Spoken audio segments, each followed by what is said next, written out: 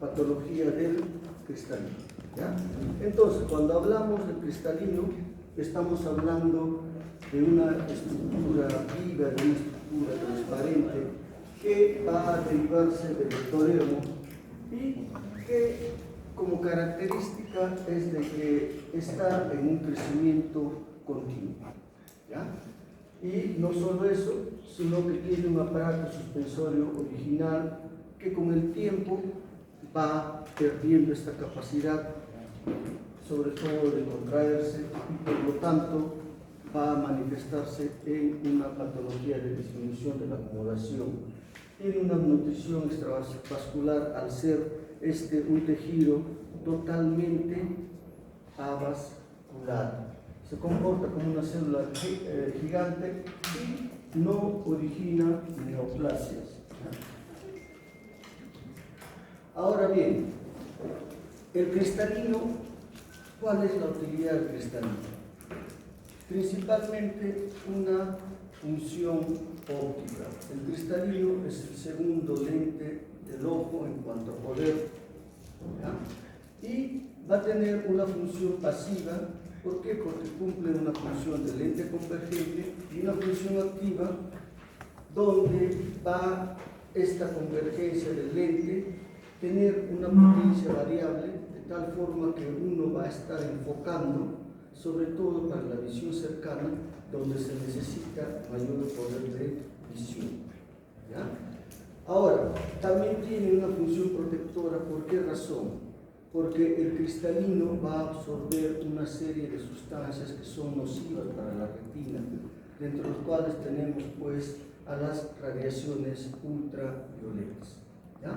Entonces, los lentes intraoculares que vayamos a poner en lugar del cristalino debieran de tener también esta función de absorber lo que es la radiación ultravioleta. Entonces, es una lente biconvexa, una lente blanda, elástica, transparente, avascular y muy refractiva, ¿ya? Segundo poder de refracción en el ojo. Durante la vida embrionaria, al nacimiento, es casi esférica, pero esto va cambiando de forma progresiva en la medida que se van sumando una serie de fibras cristalinianas que van a hacer pues de que su forma también varíe. Entonces, el diámetro antero-posterior es de 3.5 milímetros y lo que es el diámetro ecuatorial 9 milímetros, ¿no? Llamamos diámetro ecuatorial, diámetro antero-posterior. Ahora bien, habíamos dicho que el cristalino crece a lo largo de toda la vida. En la imagen izquierda ustedes ven el cristalino de un niño y en la imagen derecha el cristalino de un adulto. ¿Por qué razón crece? Porque constantemente se van sumando fibras cristalinianas que van a ir formándose en el epitelio del cristalino. Ahora bien, el cristalino, habíamos dicho, es un derivado ectodérmico, pero especial. En condiciones normales, el epitelio de una epidermis o una membrana mucosa se va a reproducir y se va descamando y se apoya pues sobre una membrana basal. En todas las células sucede esto. Desde la membrana basal el epitelio se va descamando. Pero ¿qué es lo que sucede en el cristalino? De que va a haber un epitelio, digamos, pues puesto al revés. ¿Qué implica esto? De que este epitelio está hacia la parte interna y cumple la función que cumple en otros tejidos, cuál es la de ir generando pues lo que es tejido epitelial, de tal forma que esto hace que vaya creciendo en forma constante, porque el epitelio no se elimina, sino que se va a transformar en una serie de fibras que se desplazan a la parte más central y esto va compactándose. Cada nueva fibra que se va creando va compactándose sobre las fibras previas que están más centrales, ¿ya?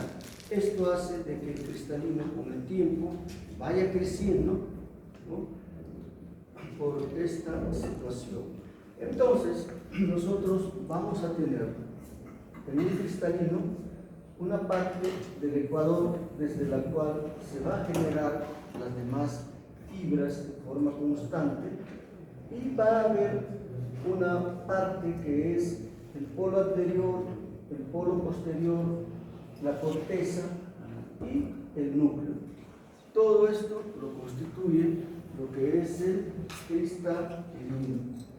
Ahora, las células epiteliales están localizadas en lo que es el ecuador del cristalino, y estas se van a transformar en estas fibras, las mismas que son fibras transparentes, muy adheridas a sus vecinos, que siguen creciendo, ¿no?, envolviendo una a otra como si fuesen pues lo que es las capas de una cebolla. ¿En qué posición? De una dirección desde el ecuador hacia los polos, ¿no? De tal forma que en un cristalino vamos a tener una capa concéntrica como si fuese pues una cebolla. Las capas más centrales involucran un crecimiento de estas fibras que se ha dado a una etapa más temprana de la vida. La más superficial son las últimas que están apareciendo. Entonces, cuando nosotros evaluamos el cristalino, vamos a ver que va a existir 5 capas. Desde la parte más anterior tendremos la cápsula, la corteza, el núcleo del adulto, el núcleo fetal y el núcleo embrionario. ¿Por qué es importante tener en cuenta? Porque hay patologías, sobre todo las cataratas, que van a tener lugar en alguna parte de este cristalino.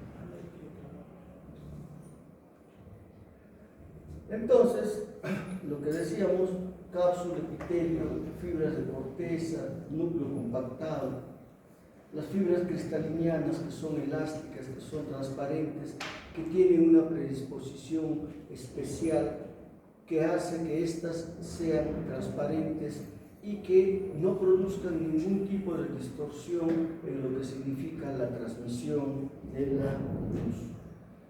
Entonces, estas fibras cristalinianas están pues formadas por lo que son proteínas, unas proteínas cuyas células van a perder sus organelos y se elongan en dirección desde el ecuador a los polos, ¿no? Tienen una forma hexagonal, adherida a sus vecinas, con una estructura muy elástica que no va a interferir con lo que es el paso de la luz. Entonces, al ser el cristalino una estructura totalmente avascular, lo que es la nutrición va a estar a expensas de lo que significa la circulación del humor acuoso. Se va a dañar o bañar completamente a lo que es pues estas fibras del cristalino. Ahora, en el cristalino se va a dar pues también una serie de reacciones químicas que van a estar dadas por la enzima exogenasa para convertirla en glucosa 6-fosfato, una glicólisis anaerobia. Ahora bien, como habíamos dicho, el humor acuoso que va circulando en forma constante alrededor del cristalino es la encargada de nutrir al cristalino. El cristalino tiene un ligamento suspensorio que son las fibras celulares que van a encargarse de que el cristalino esté en esa posición, pero también va a cumplir un rol en cuanto a que este cristalino va a cambiar su curvatura para que de esta forma pueda producir un enfoque a través del cual nosotros vamos a ver más nítidamente. Ahora bien, estas fibras celulares se originan pues en los valles interciliares y se insertan en el ecuador del cristalino. Forman parte de lo que es el sistema elástico general. estas fibras celulares se pueden apreciar que están, ¿no? lo que es en la parte ecuatorial sobre todo, y en este caso, donde hay una subluxación del cristalino, también podemos ver las fibras. ¿Ya?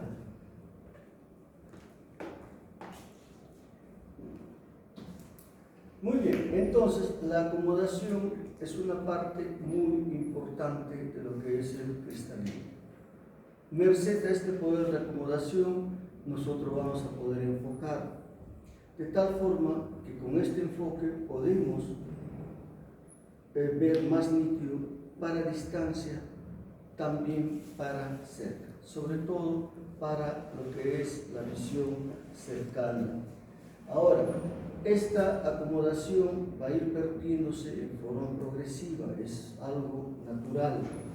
Uno tiene mayor acomodación en la etapa de la niñez, en lo que es la adolescencia, y esta va perdiéndose en la etapa adulta, hasta que a partir de los 40 años disminuye considerablemente. ¿Ya? Entonces, este reflejo de acomodación va a originarse en qué circunstancia? Cuando una persona está viendo borroso.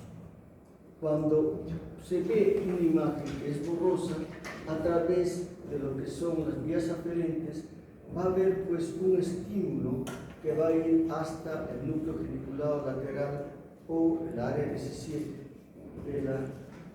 a nivel cerebral, desde la cual van a salir vías aferentes para que se produzca lo que es este fenómeno de acomodación. Bien, entonces durante la acomodación disminuye lo que se dice el radio de curvatura del cristalino, y ahí podrán ver algunas fotografías donde el cristalino va cambiando de lo que es de forma en la medida en que interviene el factor de acomodación, y a su vez como esto se va perdiendo a lo largo de los años. Entonces, cuando hay un fenómeno de acomodación, ¿qué es lo que va a pasar? El cristalino va a cambiar su curvatura antero-posterior. Eso es lo que sucede en el enfoque. Y la presbicia que va a aparecer cuando se va perdiendo progresivamente esta capacidad de enfoque va a hacer que en su momento se necesite lo que es pues un lente para suplir esta patología. Entonces, ¿cómo nosotros vamos a evaluar lo que es el cristalino? A través de lo que es la lámpara de hendidura. ¿Por qué razón? Porque la lámpara de hendidura es un aparato que nos permite hacer un examen que hace corte de todas las estructuras transparentes del polo anterior del ojo. Entonces, con la lámpara de hendidura, nosotros a través del corte de una estructura transparente, como es el cristalino, podemos ver qué está pasando en las diferentes capas que habíamos mencionado, ¿no? Útil sobre todo para determinar las diferentes capas del cristalino, ver dónde está localizada la catarata o qué otra patología existe. Y cuando se hace la evaluación, se tiene que hacer lo que es una evaluación bajo midriasis. ¿Por qué razón? Porque generalmente una de las patologías más frecuentes en lo que es cristalino lo constituye la catarata. Y la catarata se opera, pero para operar tenemos que tener en cuenta de que también ese cristalino esté bien sujeto, ¿no? Porque hay patologías, como vamos a mostrarlas, de que este sistema de sujeción también falla. Ahora bien, el cristalino es una estructura transparente que cuando se evalúa con lo que es una fuente de luz directa, como podría ser una linterna, no se va a percibir gran cosa porque se va a observar como estamos observando ahí. Lo importante es lograr el efecto de hendidura. Entonces, ese efecto de hendidura que está pasando acá va a hacer de que nosotros podamos ver la cápsula anterior, la corteza anterior, cápsula posterior, corteza anterior y lo que son los núcleos. ¿Ya? Este es el efecto de hendidura que va a producir la lámpara de hendidura. Acá radica lo que es la importancia. Y el corte no solamente lo hace el cristalino, sino también de estructuras transparentes como la córnea, o de pronto también podemos evaluar qué es lo que está ocurriendo en la cámara anterior. Este efecto de hendidura se da para estructuras transparentes. Cuando no existe la transparencia adecuada, entonces la luz se ve reflejada, no se produce el efecto hendidura. Vean acá, más o menos algo todavía se puede visualizar, pero si no va a haber un reflejo, y ese reflejo tiene una coloración amarillenta, más o menos.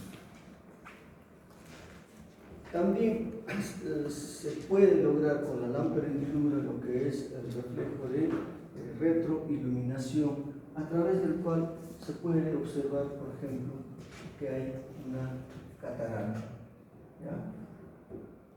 Con la retroalimentación. O sea, la lámpara hendidura nos va a dar dos efectos: el de corte de la estructura transparente y lo que es la retroalimentación. Entonces, comencemos a ver lo que son algunas patologías en el cristalino. Hay patologías que van a ir traducidas en lo que es alteraciones en la posición del cristalino. Entonces, cuando estamos en este tipo de patologías, es pues cuando falla el sistema celular suspensor cristalino, de tal forma que hace que este cristalino se vea desplazado en forma parcial o en forma total. Y esto puede ser congénito, esto puede ser adquirido. Cuando es congénita, va a haber pues una debilidad elástica celular, tienden a ser bilaterales, y esto se va a presentar en las diferentes ectopias que vamos a mencionar. Cuando es adquirida, esta puede ser secundaria a un traumatismo y puede ser una luxación o una subluxación. Cuando hablamos de luxación, cuando existe, mejor dicho, el cristalino no está en su sitio, está en una zona diferente. Y la subluxación es cuando el cristalino está en el sitio donde debe estar, pero ubicado, digamos, parcialmente en él, ¿ya? Como lo vamos a ver. Muy bien, entonces, alteraciones en lo que es la posición del cristalino. En la figura 1 estaríamos viendo una subluxación del cristalino. Este cristalino está en la posición solamente que caída a la parte más inferior. Entonces, esto es una subluxación. Una luxación completa, una luxación anterior en este caso, es la que corresponde a la 2. ¿Qué implica esto? De que el cristalino está en la cámara anterior. Y en la posición 3, que la luxación está en la cámara vítrea, es una luxación posterior. ¿Ya? Entonces, esto puede existir y cada uno de ellos tiene una manifestación en lo que es. ¿Ya? Ahora, cuando estamos frente a una luxación o subluxación traumática, esto ocurre pues por una contusión de la zónula, la misma que ya se encuentra debilitada. Encontramos una zónula debilitada ¿en qué circunstancias? con la misma edad en pacientes miopes, grandes miopes y en pacientes portadores de catarata. En estos grupos se puede encontrar ya una zónula debilitada donde cualquier cristalino o cualquier traumatismo puede condicionar una luxación del cristalino o subluxación del cristalino. ¿Y qué síntomas va a presentar un paciente cuando tenga una luxación o subluxación del cristalino? Puede haber una diplopia, el paciente ve doble, pero una visión doble monocular, o puede haber una visión borrosa cuando existe una luxación. ¿Ya? Puede haber complicaciones por efecto de esta luxación del cristalino, sí, dependiendo hacia dónde esté luxado el cristalino. Si está luxado a la cámara anterior, podrá haber un glaucoma agudo. Si está luxado a la cámara posterior al vitrio, podrá haber reacción vítrea a ese cuerpo extraño que significa el cristalino en el vitrio. ¿Ya?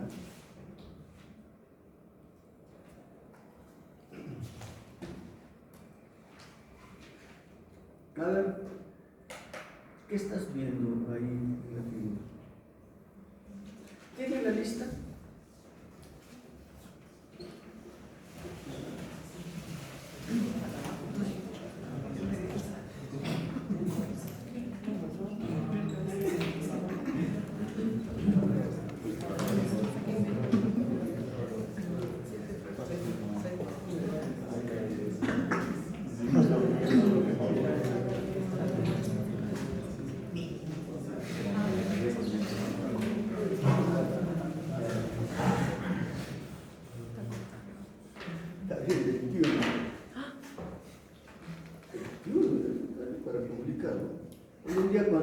En las diferentes especialidades que estaban, tú eras Coc Romero, tú eras Paul, pero va a ser 22.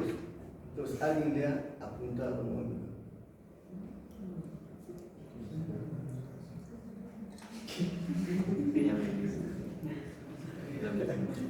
Doble punto al escribir. Todo se descubre pronto. Ya, Juan Ignacio Rayo Villanueva, Rayo, Valdivia, Barrio Nuevo, Valdivia Vázquez, ya, Linares Díaz, Valdivia Velázquez, Coc Romero, Ramos Quispe, Medina Serpa, de Martín Lazo, Castelo Gómez, Alejandro Manuel Velázquez, Montoya, Paul, Alonso Bryan, Wilber Adolfo, Ángel Ortiz, Graciela Ortiz.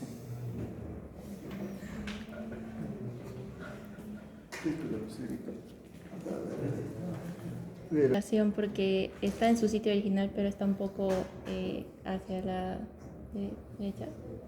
¿Qué parte está? ¿Dónde no hay cristalino?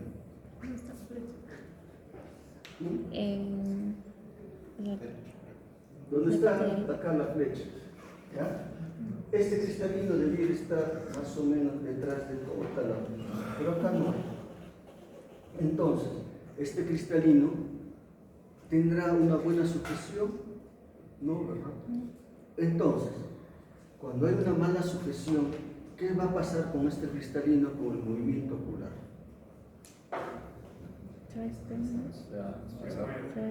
Acá ya está semidesplazado, se mueve, se mueve, y eso se llama facodonesis. Facodonesis, se mueve. Ahora, de todos modos, cuando el cristalino está detrás del iris, Entonces, constituye una especie de estructura de soporte. Y el iris también, cuando hay movimiento ocular, no se mueve. Pero cuando no hay este soporte, ¿qué pasará con el iris? También se mueve. Una iridodonesis. Entonces, cuando hay una subluxación, habrá una facodonesis y una iridodonesis. Ahora bien, ahí tenemos una subluxación mayor. Ese cristalino, por ahí algo lo está soportando y está en esa posición. Entonces la luz viene y se enfoca y pasa más o menos acá en el borde, ¿ya? Entonces, como el iris está moviéndose, el cristalino está moviéndose, de pronto enfoca bien, de pronto pasa por el borde, etc. ¿Qué se va a presentar? Visión doble principalmente. Visión doble. ¿Ya? ¿Por qué? Porque la luz que debiera pasar está justo en el borde y bueno, pues ahí produce distorsión y el paciente ve doble. ¿Ya? Es una subluxación. Entonces, el cristalino tiembla cuando se mueve el ojo. ¿Qué se llama eso? Facodonesis. Muy bien. Ahora, cuando ya el cristalino está fuera de su posición, está subluxado, esto está en cámara anterior. ¿Qué están viendo ahí en la imagen?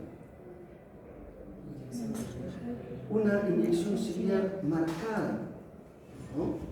¿Qué puede estar pasando pues en esas circunstancias? Está haciendo un glaucoma agudo. Claro, está haciendo un glaucoma agudo. Es lo que se llama pues una hipertensión ocular aguda. ¿Por qué? Porque este cristalino está en cámara anterior, va a haber una obstrucción de lo que es pues el sistema de drenaje camerular y eso va a ocasionar aumento de presión. ¿Qué tratamiento se dará acá? Cirugía. Para quitar el... Hay que sacar el cristalino. En tanto esté el cristalino ahí, no vamos a poder lograr hacer nada. Se saca el cristalino y se restablece todo. Doctor, alguna vez leí, esto se puede hacer por emergencia, hay una reducción del cristalino, que se aprieta el ojo y va a la cámara posterior. Bueno, puedes pasarlo a la cámara posterior, pero puedes ya tener vitreitis, reacción vitrea, una inflamación vitrea. Pero no sacamos. Ahora bien, puede ir a una situación como la 3, ¿no? No que vaya acá, sino a la parte del vidrio. Pues esto también hay que sacarlo, porque esto se comporta como cuerpo extraño y el vidrio reacciona con una reacción inflamatoria. Supongan que están en esta situación y que no hay reacción inflamatoria importante, ¿ya? ¿Cuál será la manifestación del paciente en cuanto a visión? ¿Qué tendrá en cuanto a visión el paciente? ¿Tendrá visión doble? Borrosa. ¿Qué tan borrosa? ¿Por qué borrosa? No hay lente. Y si no hay lente, ¿qué va a pasar? No hay visión. Baja la visión. Es el segundo poder del ojo. Entonces, un paciente que no tiene cristalino va a estar con visión a 1 metro, 2 metros, una disminución brusca de la visión. Entonces, examinamos, no hay cristalino, el cristalino está acá, ¿qué nos va a llamar la atención? Una disminución marcada de la visión. ¿Ya? Ahora, si el cristalino está acá, hay una visión de cuentadedos a 1 metro. ¿Qué otra cosa habría que evaluar para justificar esa visión? Ya con el hecho de que no esté el cristalino en su sitio, se justifica esa baja visión. ¿Qué otra cosa podría haber? El fondo de ojo ya puede estar haciendo una neuropatía secundaria de hipertensión ocular. Ya, podría estar haciendo una reacción vitrea, una vitreitis, que hace que haya un factor adicional para que la visión disminuya. ¿Ya? Muy bien, dentro de las causas congénitas, que son las diferentes ectopías, estas habíamos dicho que tienden a ser bilaterales, son hereditarias. Ya existe pues una debilidad sonular, ¿no? Pero acompañado de otras patologías. El cristalino es ya más esférico. ¿Y esto en quienes se presenta? En lo que es pues el síndrome de Marfan, el síndrome de Weber-Marchesani y la homocisteína. ¿Ya? Todos estos van a ser ectopias. Por ejemplo, ahí estamos observando una esferofaquia, un cristalino más esférico y ya un grado de subluxación. ¿Qué está pasando ahí?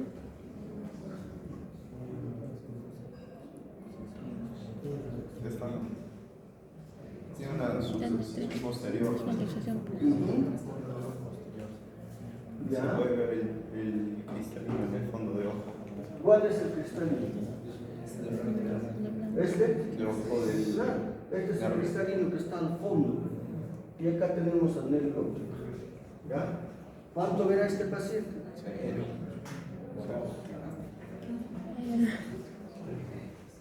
2, 3 metros. Y además el cristalino está sobre el área macular. Entonces eso todavía le baja más la visión, ¿no? En este caso, ¿qué están contribuyendo a que baje la visión? La luxación del cristalino, el que esté sobre el área macular. Y al parecer, ¿habrá reacción inflamatoria en el vitrio? A ver, ¿qué tan intensa podrá ser esa reacción inflamatoria? Bastante, poca, porque sí o no. Es bastante porque el nervio óptico se ve que está inflamado porque ese no es el color normal de un nervio óptico. Otra alternativa. La coloración ¿Cómo? se supone que debería ser más anaranjada, más para anaranjado amarillo, debería Ya. rojizo. Otra.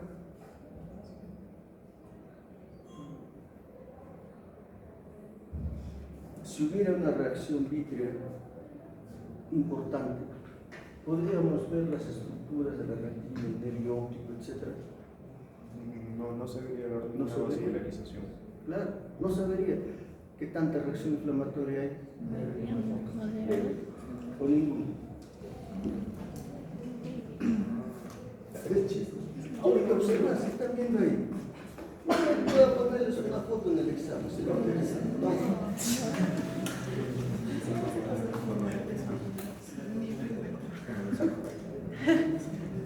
Bien, en el síndrome de Marfan, luxación a cámara anterior del cristalino. Probablemente está haciendo una hipertensión ocular. Tratamiento, sacar el cristalino de esa cámara anterior, ¿no? En esas circunstancias tanto habrá diplopia, miopía. Y en el caso del síndrome de Marfan hay lo que se llama aracnoidea. El cristalino es esferoafáquico, transparente, luxado en cámara anterior, fibras oculares debilitadas, se rompen con facilidad. Vean, diferentes tipos de subluxación que van a presentarse en una situación de lo que es debilidad de la zona.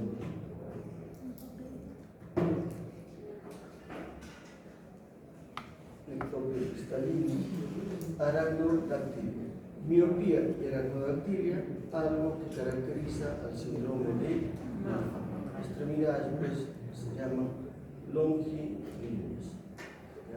Ahora, en el síndrome de Weber-Marchesani también va a haber pues luxaciones del cristalino, pero se diferencia en que hay braquidactilia, extremidades cortas.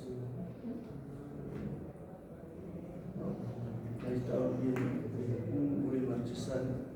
En la homocistenosis, ahí estamos viendo una zónula parcialmente rota que va a condicionar pues esta subluxación al que el cristalino esté moviéndose en forma constante.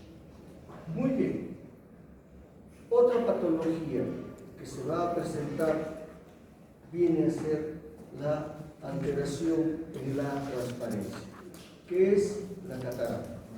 ¿Ya? Las cataratas pues viene a ser cualquier alteración en la transparencia del cristalino. ¿Ya? Entonces, esta es la patología más frecuente y sobre todo en lo que es el cristalino, la patología que va dentro de la oftalmología a significar la mayor cantidad de operaciones que se hacen. ¿Ya? Es la cirugía más frecuente, lo que es la catarata. Entonces, cualquier opacidad del cristalino es muy diferente el que una catarata ya sea operable. ¿Ya? ¿Tiene alguien catarata? Sí, pero que sea operable es diferente. Entonces, las cataratas se van a presentar tanto en niños como en adultos. En los niños existe lo que es la catarata congénita y en los adultos son todas aquellas adquiridas, dentro de las cuales la más frecuente viene a ser pues la catarata senil. Pero aparte, hay una clasificación de las cataratas de acuerdo a lo que es la localización dentro del cristalino. Pueden ser nucleares, pueden ser corticales, pueden ser capsulares. Veamos entonces lo que son las cataratas congénitas. ¿Ya? Entonces, estas cataratas aparecen inmediatamente después del nacimiento o al nacimiento y tienden a ser bilaterales.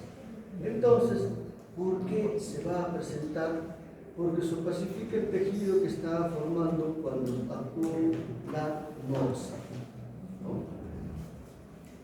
¿Cuándo es que se presenta la catarata? En los primeros 3 meses de gestación, donde se produce pues toda la organogénesis.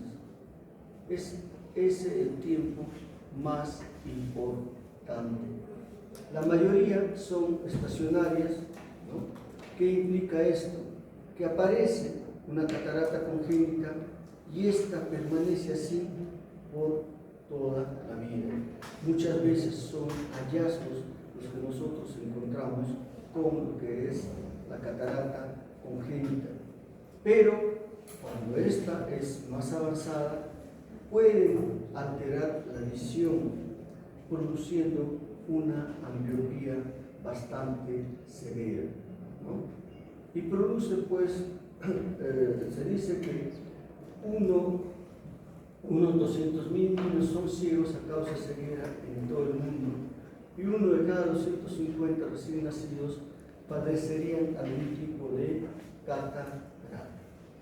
Entonces, cuando hay una catarata que es considerable, ¿qué es lo que va a ocurrir?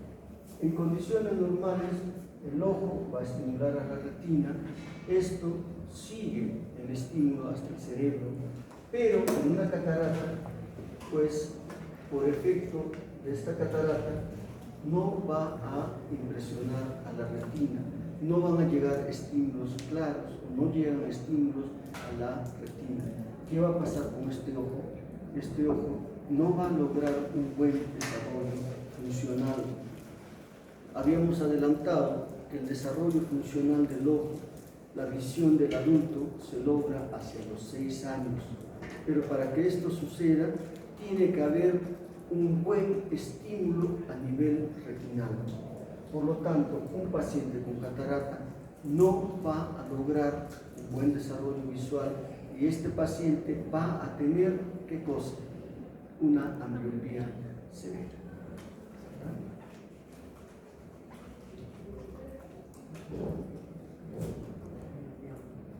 Entonces, en la medida que una noxa actúe, ¿no?, en un momento adecuado sobre lo que es el cristalino, sobre el desarrollo del cristalino, se producirá pues también la catarata.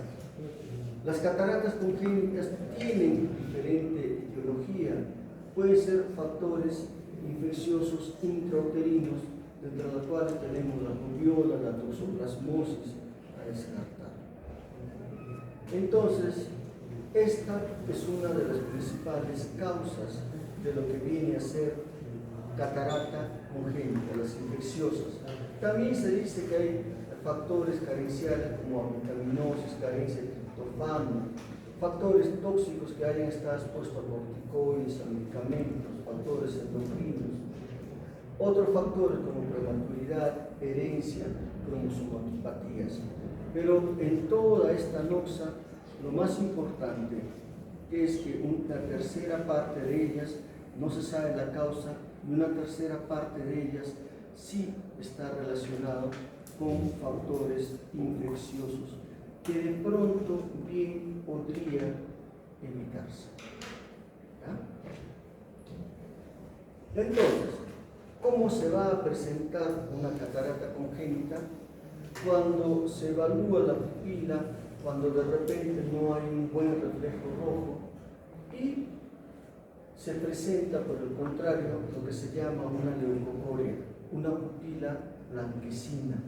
Eso debe alertar a lo que es una catarata congénita o a lo que es un retinoblastoma, o de pronto ya que exista otro tipo de manifestación como es el nistagmus o como podría ser un estrabismo. ¿Qué implica esto? ¿Por qué aparece? El nistagmus es un trastorno neurosensorial que aparece en pacientes con baja visión. Es por eso que una catarata congénita tiene que operarse a una etapa muy temprana. ¿A qué tiempo? A los 3 meses de edad. Porque cuando esto no sucede, entonces puede aparecer un nistagmus. Si ya aparece el nistagmus, ese paciente va a tener una visión subnormal.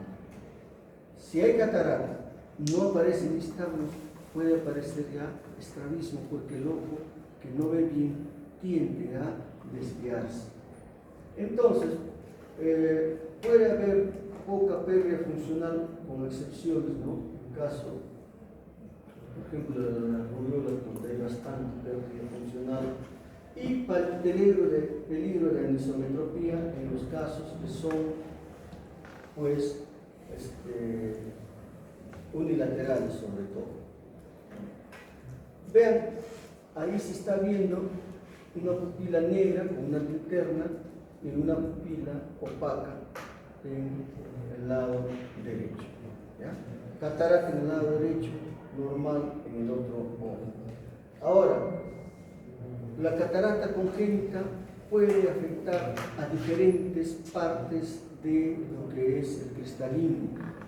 Y cuando va adoptando este tipo de catarata, pues tiene diferente nombre.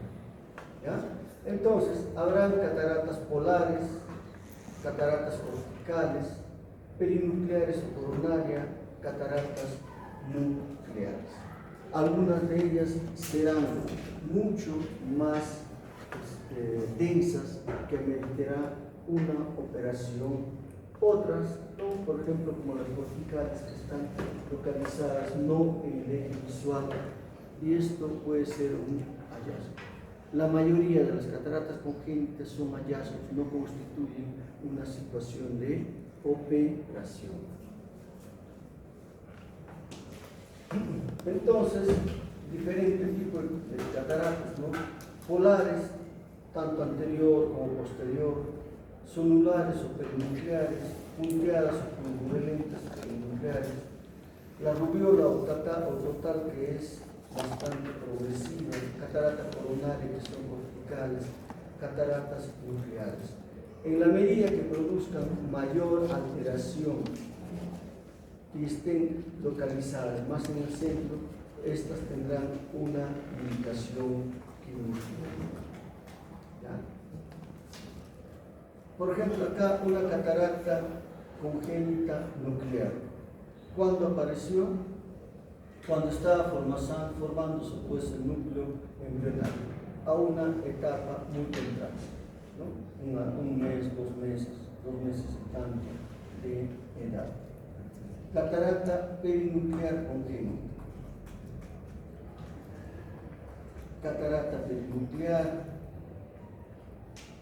catarata perinuclear bilateral. Vean, si encontráramos una catarata de este tipo, ¿qué piensan? ¿Podrá ser ya operable eso?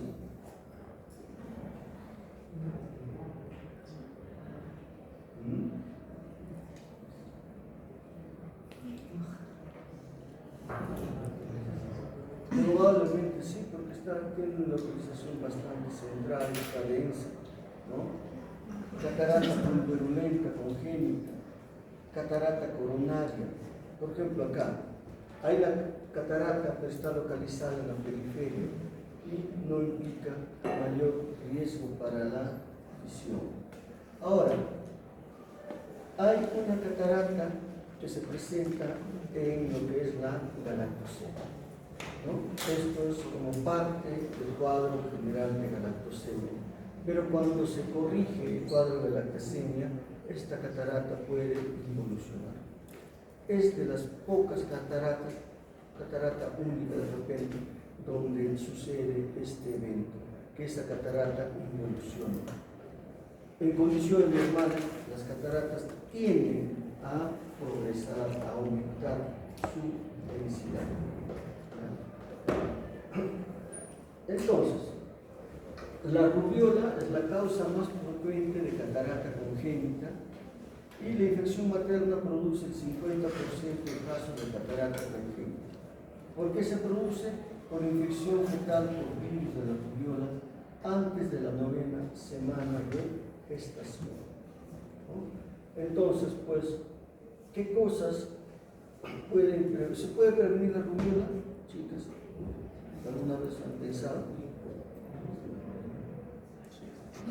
¿Sí? Entonces, cuando ya vean la posibilidad de que ustedes quieren ser madres, tienen que también tomar esas precauciones, porque gran parte de los problemas congénitos sucede ahí, los primeros 3 meses de vida. Y los microorganismos están perfectamente identificados, toxoplasmosis, etc., para lo cual se tiene acceso a un grado de prevención. Y todavía 1/3 de estas cataratas congénitas van con lo que es pues microftalmia, un ojo pequeño. En la mitad de los casos, de los niños afectos, la catarata es bilateral.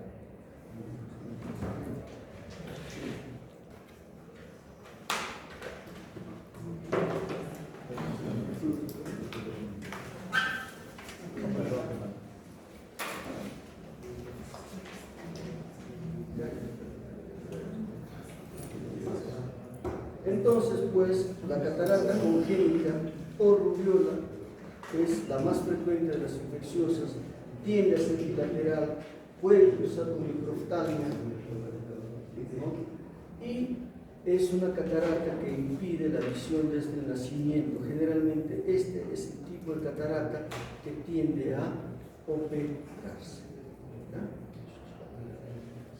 Vean, ejemplo de lo que es una catarata por rubiola.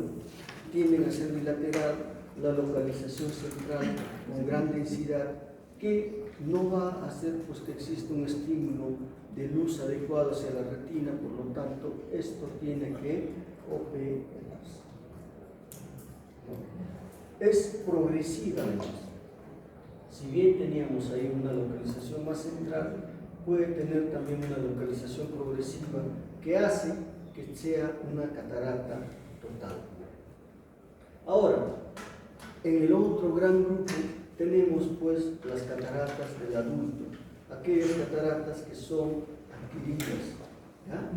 Las cataratas en el adulto se adquieren ya sea porque estas pueden ser traumáticas o que no sean traumáticas, pero la gran mayoría de ellas son las cataratas seniles.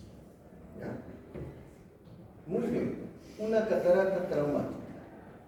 Cuando se rompe la cápsula anterior, en este caso, ¿no? El humor acuoso pues entra y hace que se edematice y se forme una opacidad en el cristal. ¿Ya? Cualquier contacto que pueda existir con el cristalino, esta va a hacer que se pacifique. Muchas veces se está operando de glaucoma y por vecindad se puede tocar el cristalino y ocasionar una catarata activa. Cataratas traumáticas, ¿no? Puede ser con lesión penetrante directa, puede haber solamente una contusión, shock eléctrico y rayos, radiaciones ionizantes, radiación infrarroja. Son diferentes causas las que van a producir también pues catarata. ¿Ya? Pero de ellas, ¿cuáles son las más frecuentes? Las que son las traumáticas, aquellas que conocemos como traumáticas, pues a procesos contusivos, a procesos de lesión penetrante directa, etc. ¿Ya? Por ejemplo, ¿qué están observando ahí?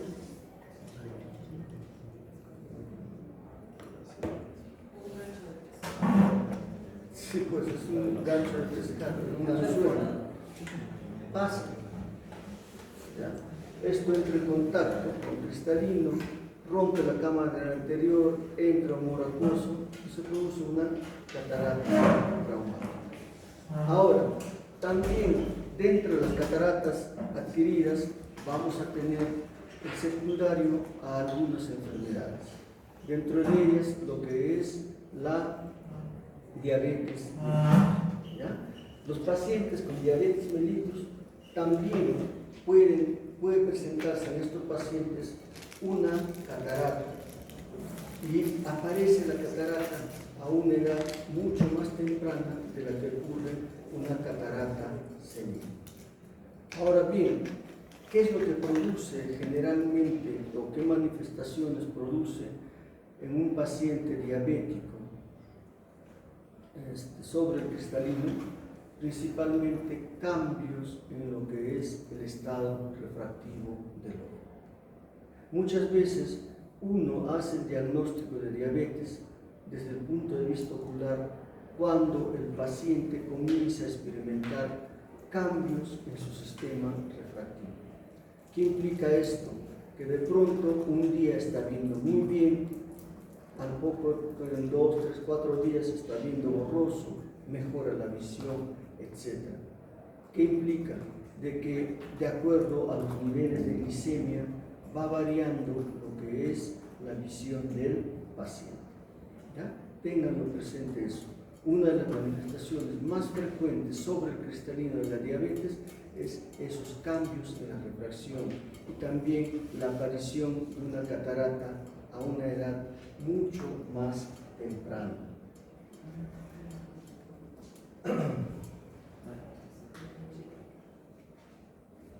También como enfermedad que causa catarata hay que tener en cuenta a la distrofia miotónica, que va a producir pues, opacidades iridiscentes corticales finas e inocuas, sobre todo en la tercera década de la vida. ¿Ya? Evolucionan a catarata subcapsular posterior estrellada, incapacitante, en torno a los 50 años. ¿Ya?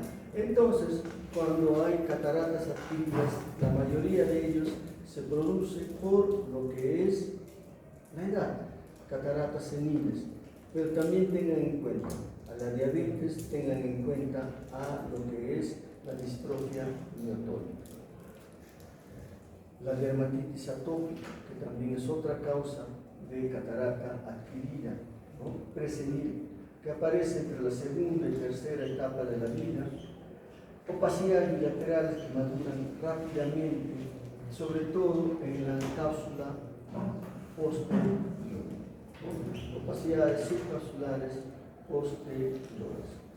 También las cataratas pueden ser inducidas por una serie de fármacos que nosotros vayamos a usar, y estas cataratas van a expresarse sobre todo en la parte posterior del cristalino. Son cataratas subcapsulares posteriores, ¿no?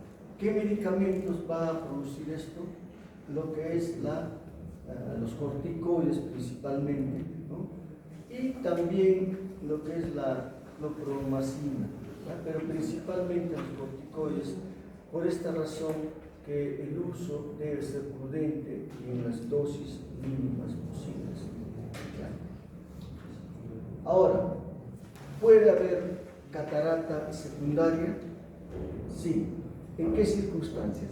En que exista algún proceso intraocular que condicione la aparición de catarata en forma secundaria. De ellas, la más frecuente constituye la presencia de una uveitis anterior aguda. En estas circunstancias puede haber lo que es pues una catarata secundaria.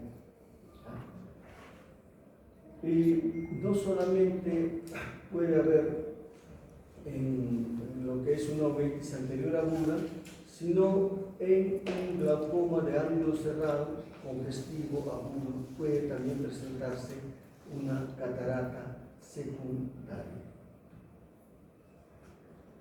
También cataratas secundarias se relacionan con lo que es miopías bastante elevadas. Miopía patológica, cuando la miopía es aquella mayor a 6 dioptrías. En estas circunstancias puede acompañarse de una catarata secundaria. También secundaria a distrofias hereditarias del fondo de ojo, que son más raras, como por ejemplo una retinitis pigmentaria, puede ir acompañada de una catarata secundaria. Ahora, las cataratas no traumáticas. Puede haber degeneración y opacificación de las fibras que estaban previamente transparentes, que tienden a ser pues progresivas, ¿ya? Y en la medida que se van presentando, estas pueden ser pues, si existe una parte de proteína opacificada, será una catarata inmadura. Si hay una opacificación de las proteínas en mayor cantidad, será una catarata madura, y ya cuando existe necrosis, será una catarata hipermadura. ¿Ya? Entonces, la etiología de esto va a ser principalmente el factor envejecimiento.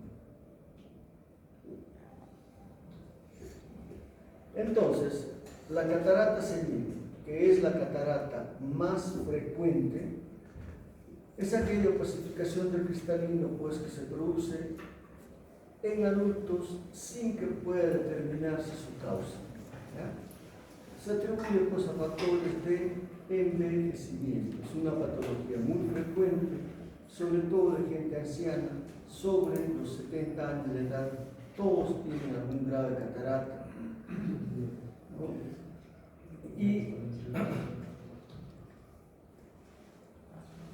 desde los 60 aparecen pues, grados de opacidad del cristalino. Entonces la catarata congénita, la catarata senil es algo que va incrementándose su incidencia cuanto más años se tengan, ¿ya?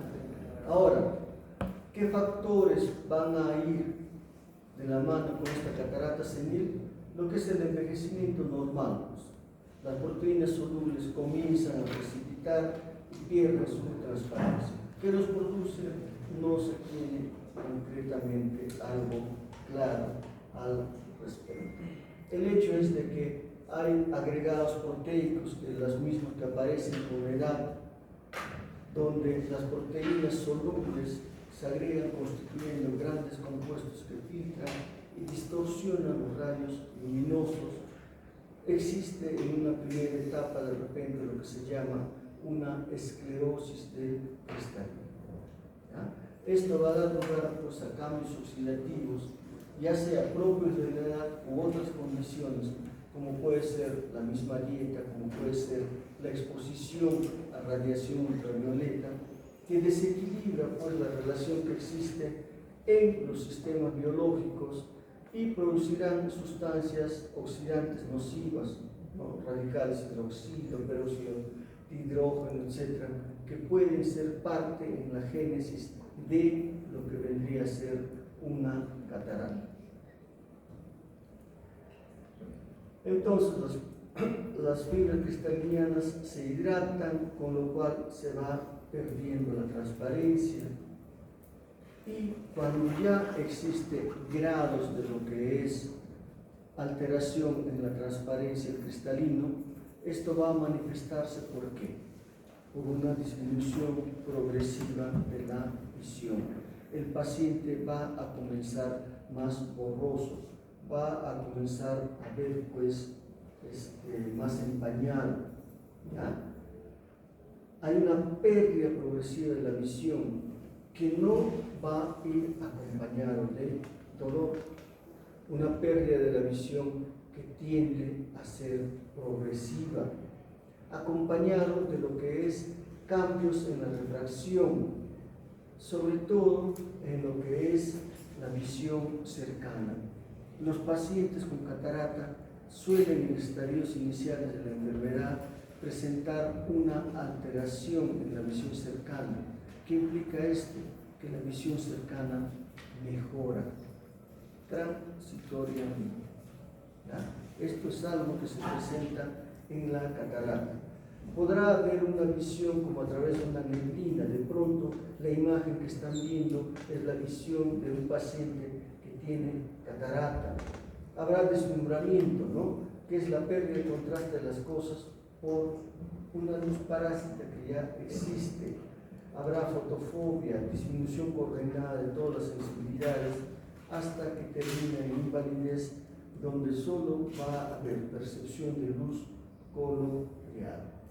Entonces, decíamos que hay una percepción o una situación refractiva engañosa. ¿Qué significa esto? De que por la miopización que presenta la catarata, los pacientes que sobre todo eran hemétropes, que tenían muy buena visión para lejos, dificultad para ver de cerca, de pronto comienzan a ver mejor de cerca, transitoriamente, ¿ya? Ahora, hay deslumbramiento.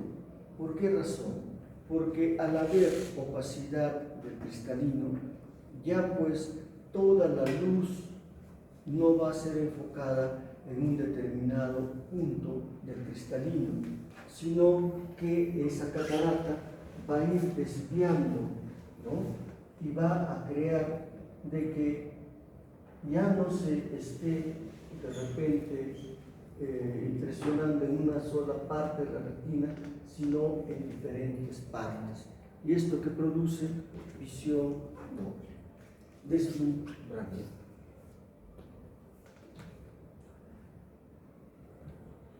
Etapas de una disminución progresiva de la visión hasta que en la imagen lateral derecha se va a observar pues una disminución ya totalmente de la visión. Entonces, los tipos básicos de la catarata van a ser pues cortical, nuclear, subcapsular posterior. En la medida que vayan afectando la parte de la corteza, la parte nuclear más central o la parte subcapsular posterior. Estas son las formas más frecuentes de presentación del cristalino. Entonces, veamos primero lo que viene a ser la catarata de predominio cortical, que va a explicar el 40% de todas las cataratas sénicas. Entonces, esto va a tener una fase incipiente en cuanto a su generación, la misma que va a ir evolucionando hasta ser una catarata intumescente, una catarata madura y una catarata hipermadura o morganiana. Y esto va a ir diferenciándose en base a la hidratación que va a tener pues el cristalino. Cuando aparece una catarata, la progresión es lo que va a suceder, pero esta progresión es muy variable en el tiempo. De pronto esa progresión puede ser rápida en algunos meses o estar en esa circunstancia por años.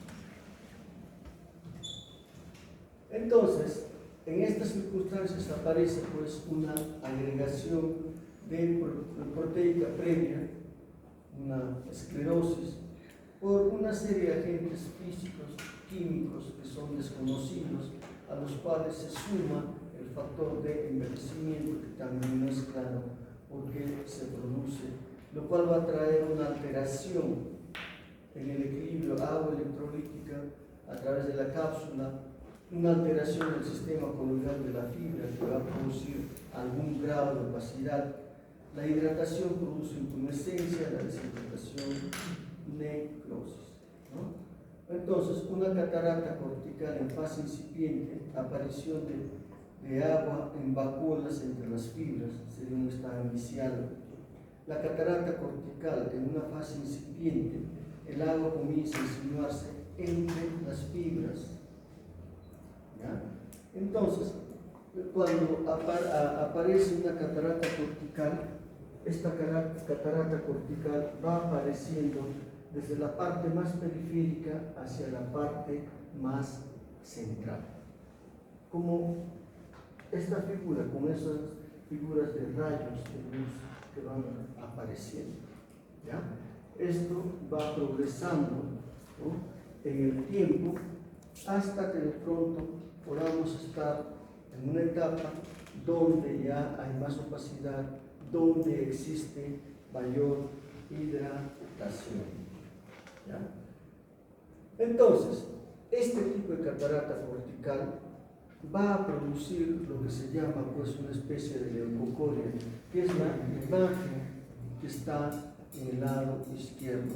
Esta leucocoria va a presentar, ¿qué cosa? Esa imagen blanquecina a nivel de la pupila.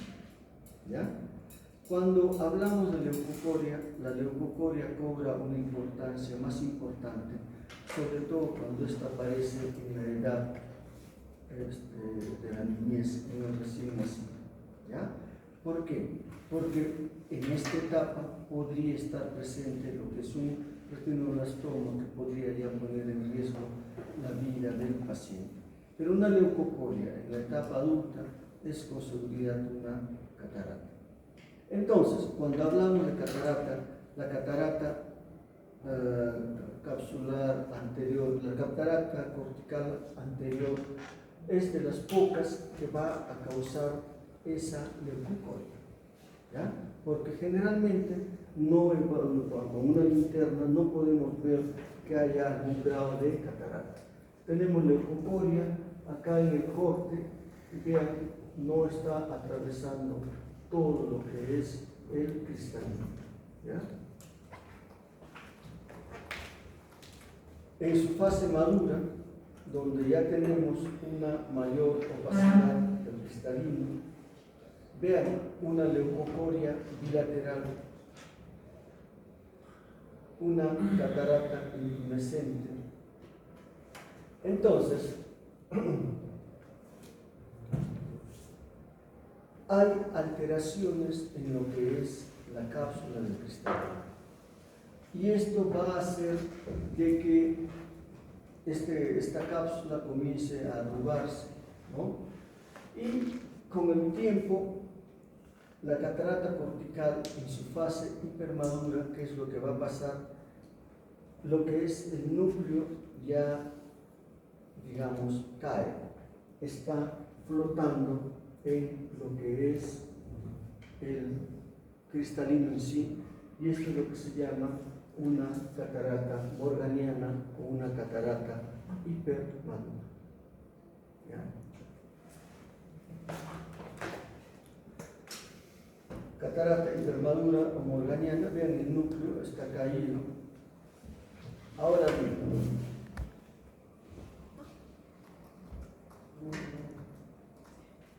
entonces, Cuando hablamos de catarata, una catarata generalmente no se complica. Puede estar ahí años, que es la complicación mayor que pueda lograr que la visión disminuya más por efecto de la opacidad del cristalino. Pero cuando estamos frente a una catarata cortical, ¿no?, puede haber complicaciones. Y la complicación que se presenta es un glaucoma facolítico. ¿Por qué razón? Porque la cápsula anterior pierde su competencia de ser una estructura que no deja pasar estructuras, y con la edad, o en este tipo de catarata, con la evolución de la catarata, comienzan a salir proteínas a la cámara anterior y va a producirse una reacción facoanafiláctica, va a producirse una obstrucción del sistema de drenaje canalicular, por lo tanto va a haber un incremento de la presión, un glaucoma facolítico. ¿Cuál será el tratamiento? Sacar el cristalino. ¿Ya? Entonces, esta es una de las complicaciones de la catarata que se presenta en este tipo de catarata hipermadura, glaucoma facolítico, donde los macrófagos atascan lo que es el trabéculo y hay un aumento de presión intraocular. Tenemos la catarata a predominio nuclear, que representa el 50% de todas las cataratas seniles. Se produce porque hay un predominio de deshidratación, una esclerosis principalmente en el núcleo, hay un aumento en lo que es una pigmentación del cristalino, sobre todo el área nuclear, que comienza a tener una coloración más parda. Un síntoma predominante es la miopización, producto del cual los pacientes ven mejor de cerca. Es una evolución mucho más lenta y se puede adquirir lo que se llama una discromatopsia adquirida. ¿Qué implica esto? De que al aumentar esa pigmentación parduzca a nivel de lo que es el núcleo del cristalino, pues también todo lo que se observa va a tener un tinte de ese color parduzco. Entonces, existe una discromatopsia adquirida. Vean una catarata nuclear cómo va evolucionando hasta que en el extremo de la figura del lado derecho podemos ver una catarata parduzca. Esa catarata nuclear va a presentar una disminución de la agudeza visual para lejos, ¿no? La leucocoria se va a observar solamente si se dilata, no es como la catarata cortical, donde la leucocoria puede ser vista a simple vista con una linterna nada más. Acá hay que dilatar. Entonces, ahí estamos viendo una catarata senil nuclear con una coloración parduzca debido a que a la acumulación de triptófano.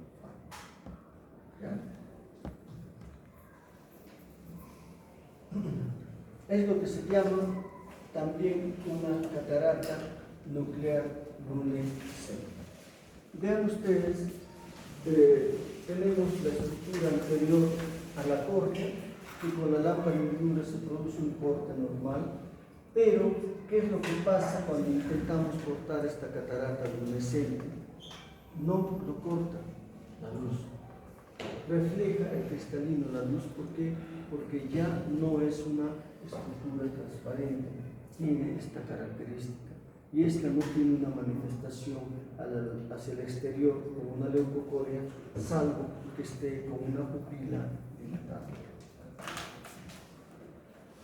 Ahora, la catarata subcapsular posterior son cataratas de una evolución mucho más rápida, principalmente secundarias a lo que es uso de medicamentos, puede ser bilaterales, y van a producir una gran pérdida funcional. ¿Por qué? Por la localización, porque están localizadas en el eje visual. ¿Ya? La pupila se ve negra, hay que dilatar, no tiene una visión externa, hay que verlo con la lámpara de... Vean ustedes, todo esto es una opacidad subcapsular posterior. Es de las cataratas de más rápida evolución y también se vuelve incapacitante muy pronto. ¿Ya? Catarata subcapsular posterior por corticoide. Catarata subcapsular posterior de otras etiologías. ¿Ya? Entonces, ¿qué hacer con una catarata?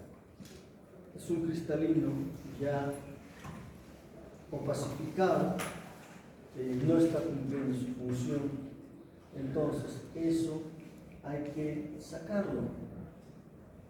El tratamiento es quirúrgico. Hasta el momento no hay un tratamiento de lo que es pues médico. ¿Ya? Eso ténganlo en cuenta, porque de pronto van a encontrar que este medicamento es bueno para que desaparezca la catarata, etcétera, etcétera, y eso no es cierto. Que pueda haber un medicamento que diga va a retrasar la aparición de la catarata, tampoco es cierto, porque no hay ningún estudio al respecto. ¿Ya? Porque de pronto alguien que tiene catarata, ¿cómo determinar que esa catarata pueda ser operable en 1, 2, 3, 4, 5 años?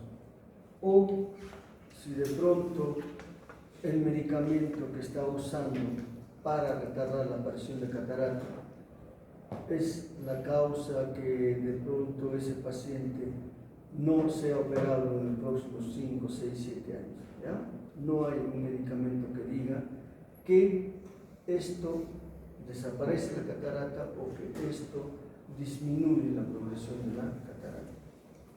Siempre el tratamiento es quirúrgico y el tratamiento quirúrgico es exerético sustitutivo. A ver, explica eso de exerético sustitutivo. ¿A alguien se le ocurrió ese nombre? ¿Qué significa eso?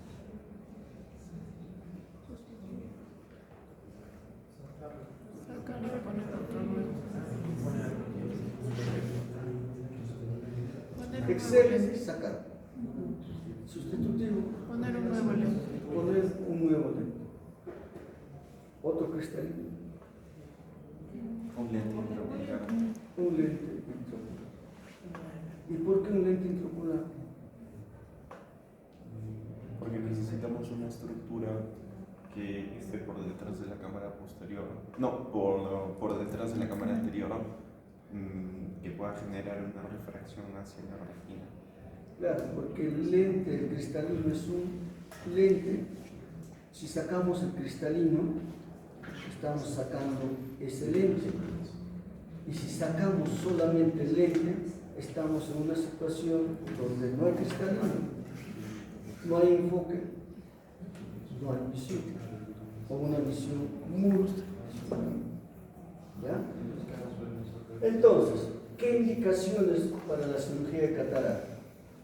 Uno, para restaurar la visión, para que el paciente pueda desempeñarse adecuadamente en su actividad diaria, porque al final una catarata bilateral con frentadedos a 2 metros va a ser pues, el paciente una persona dependiente. ¿Ya? Y la otra es por razones médicas. ¿Ya? Por ejemplo, cuando la catarata está perjudicando al ojo, un glaucoma secundario. En el primer caso que vimos, que es la catarata cortical. Si hay un glaucoma facolítico, hay que operar. Ahora, si se tiene que hacer de repente una corrección, un tratamiento de otra enfermedad, un desprendimiento de retina y hay catarata, tenemos que sacar la catarata para poder visualizar la operación que se va a hacer. Si hay retinopatía diabética, tenemos que sacar la catarata para dar tratamiento de la retinopatía diabética. ¿Ya? La mayoría, la principal indicación quirúrgica, ¿cuál será entonces?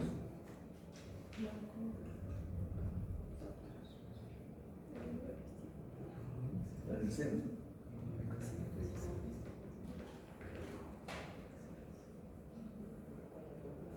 Por ejemplo, ustedes van a tener ese slide. Y si pregunto, ¿y cuál es la principal indicación quirúrgica de la catarata? ¿Qué responderán? Calidad de Para devolver la visión. Devolver la visión. ¿Ya? Devolver la visión y Mejorar la calidad de vida. claro, y mejorar la calidad de vida. Esa es la más frecuente. ¿Las otras existen? Sí. Afortunadamente son las menos frecuentes. Entonces, cuando se hace la cirugía de catarata, cualquier tipo de catarata que exista, todas ellas se operan de la misma forma. Sacar el cristalino y poner un lente intraocular en su lugar. ¿Ya? Esa es la constante en todas las operaciones. Muy bien.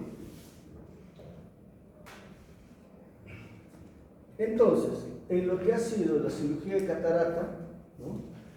Cuando nosotros operamos de catarata, no sacamos todo el cristalino. ¿Ya? Se saca parte del cristalino. ¿Qué es lo que queda? Lo que es la cápsula posterior. ¿Ya?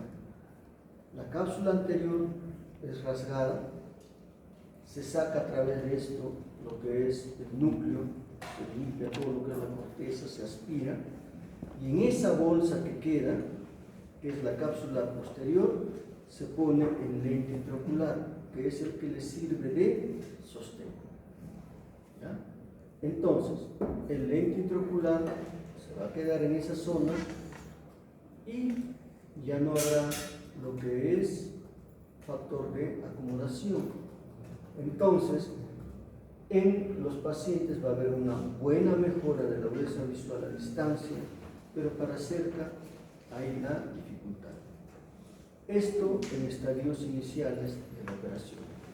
Pero ahora se puede poner lentes multifocales, de tal forma que mejora la visión para lejos, mejora la visión para cerca. También existen lentes tóricos, donde va además mejorarse la visión de pacientes que tengan astigmatismo. ¿Ya? Porque antes no se corregía esto. Que tiene dificultades en cuanto a factor paciente, resultados, etc. Sí, pero son alternativas que quedan. Y en la cirugía de catarata, que comenzó en un primer momento sacando todo el cristalino, después con la cirugía extracapsular, donde se deja la bolsa, pero se hacía a través de una incisión más amplia, hasta lo que es ahora la facomulsificación, han contribuido en que se llegue a todo esto, pues la aparición de lo que es de la sustancia viscoelástica. La sustancia viscoelástica es un producto que se pone en la cámara anterior del ojo. ¿Para qué? Para evitar una mayor pérdida de lo que son las células endoteliales de la córnea. Habíamos referido que las células endoteliales de la córnea se van perdiendo a lo largo de los años y que en un acto quirúrgico se pierde un porcentaje entre 5 y 8% de células endoteliales. Y esta sustancia viscoelástica hace que se pierda la menor cantidad de células endoteliales. Y al ser esto hecho bajo microscopio, pues también se tiene un mejor control de procedimientos de lo que es pues el resultado clínico. Entonces, se debe hacer una evaluación preoperatoria. una evaluación preoperatoria que va destinado a la búsqueda de otras patologías que puedan estar inmersas en lo que significa una disminución de la agudeza visual. Por decir, si hubiera una maculopatía, si hubiera una retinopatía diabética, si hubiera un desprendimiento de retina, un problema del nervio óptico, etc., esto va a afectar el pronóstico visual del paciente una vez operado. Entonces, muchas veces no podemos evaluar qué está pasando dentro del ojo. ¿Ya? Entonces, se tiene que decirle al paciente que la operación dará un buen resultado visual en la medida que no exista otro tipo de patología dentro del ojo. Porque no vaya a ser que haya un desprendimiento de retina antiguo, la operación sale técnicamente muy bien y no ve por el desprendimiento de retina antiguo. ¿Ya? Entonces, en ese sentido, hay que indicar eso al paciente. Y otra cosa, que también hay que hacer la medida del lente intraocular. Esto se hace con ecografía, de tal forma que al ser el lente intraocular aquello que corresponde a lo que es la medida del cristalino, pues tendremos una mejor visión. ¿Ya? Habíamos adelantado, la cirugía de catarata es una cirugía que se hace con anestesia local y con anestesia regional. Por lo tanto, al ser la cirugía de catarata una cirugía que se hace en la edad adulta, gente anciana, entonces la repercusión sistémica de una anestesia local es casi nula. Los pacientes ancianos tienen otras enfermedades adicionales que la anestesia no va a afectar esto. Entonces, la cirugía de catarata es una cirugía segura, es una cirugía que debe de ser alentada por todos. ¿Ya? No existe repercusión sistémica. Es muy diferente que una persona que tenga una fibrosis pulmonar, que tenga algún grado de insuficiencia cardíaca, se someta a una cirugía con anestesia general, que se somete con una anestesia local o con una anestesia tópica. Entonces, el lente intraocular se debe de poner en lo que es la bolsa que se está dejando. Hay diferentes posiciones para poner, pero generalmente ello es que hubo una complicación o se entra en segunda intención porque hubo complicaciones, se pone fijación escleral, etc.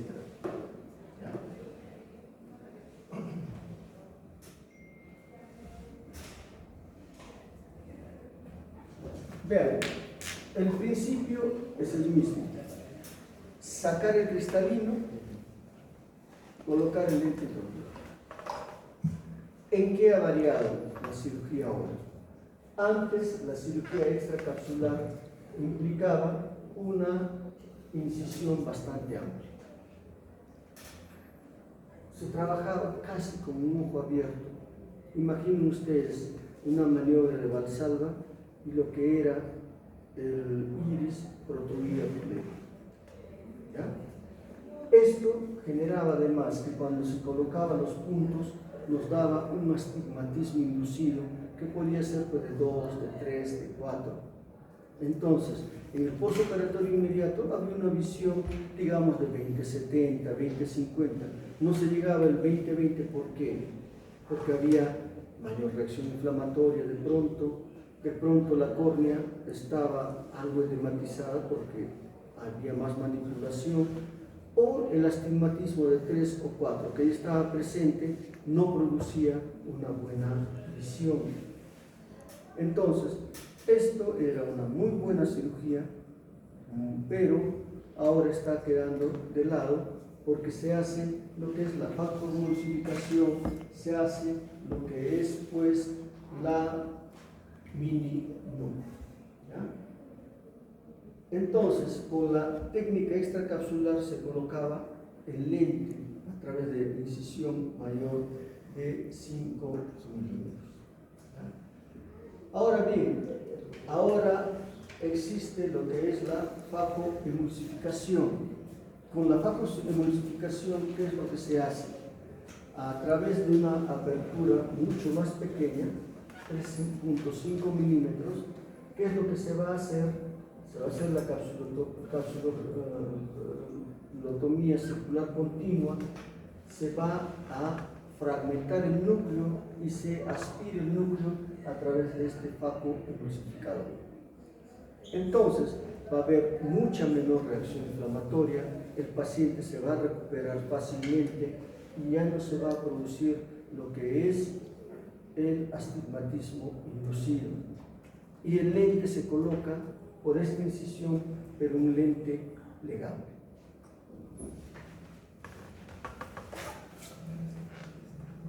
¿No? Entonces, ahí se está colocando un lente legable. ¿Y qué es esto?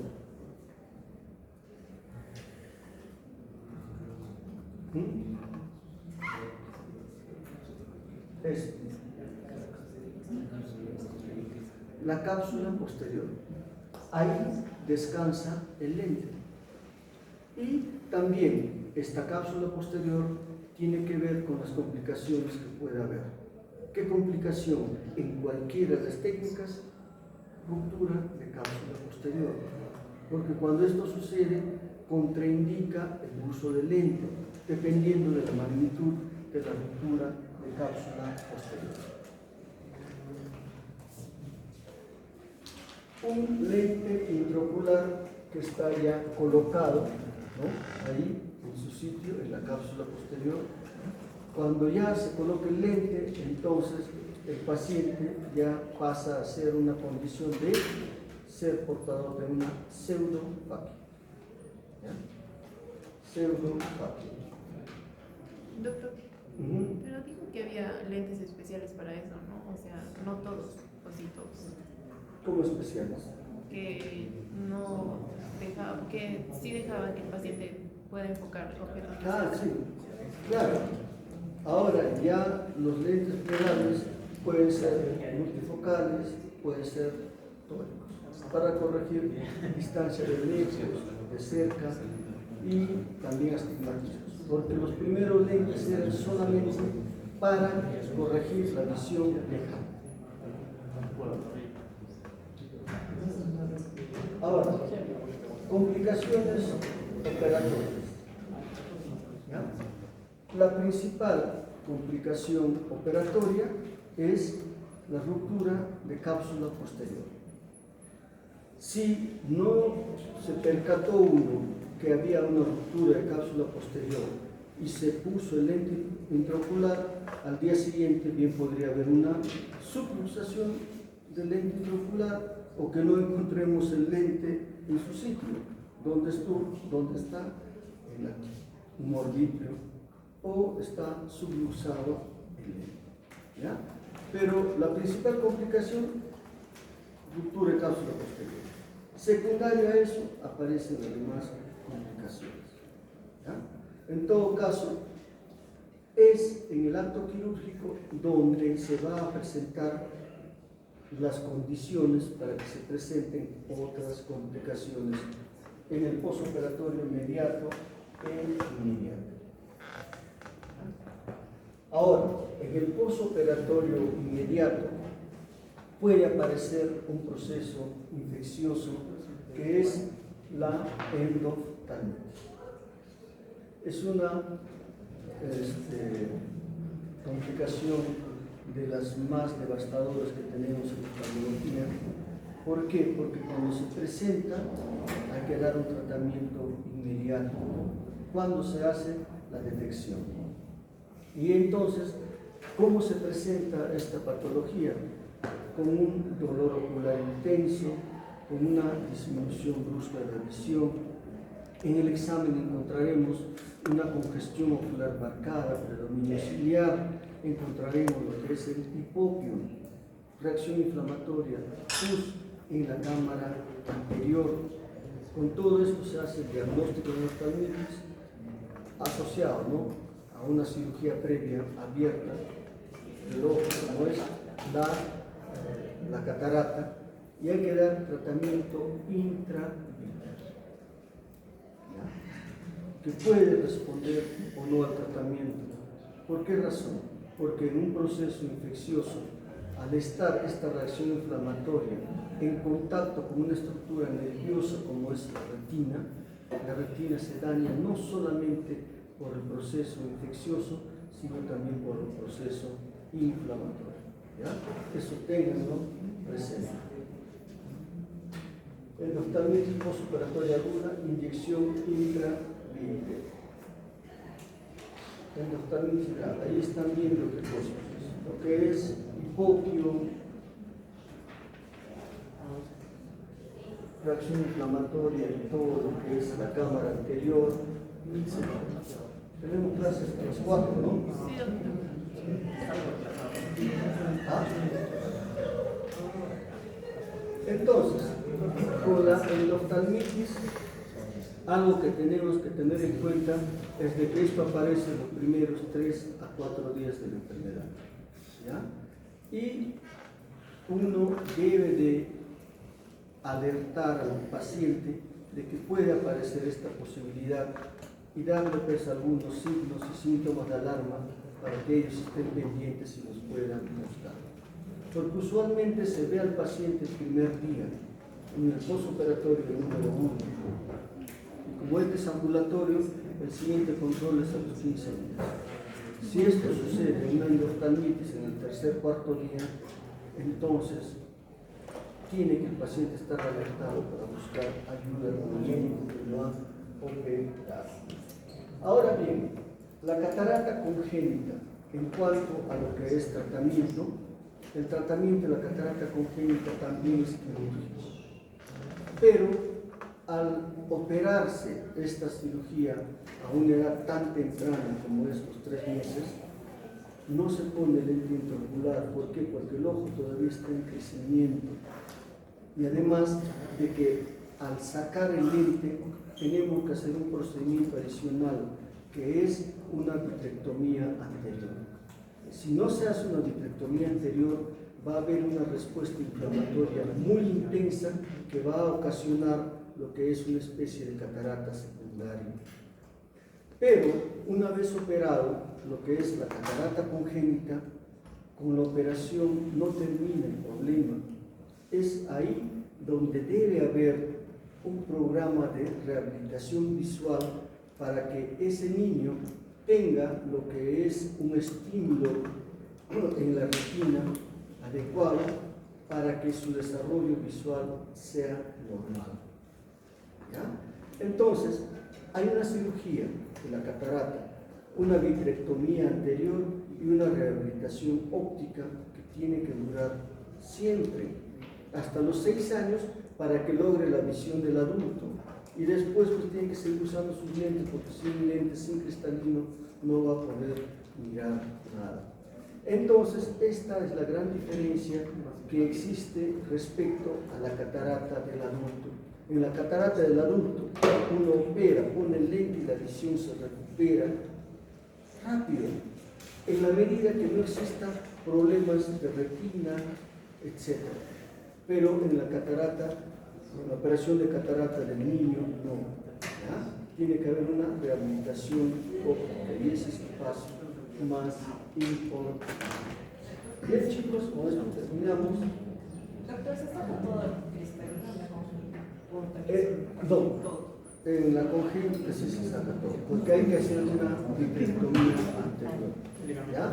Y después, como complicación ya un poco tardía de la catarata, viene a ser la opacidad de la cápsula posterior del cristalino y también puede haber un edema macular sistémico.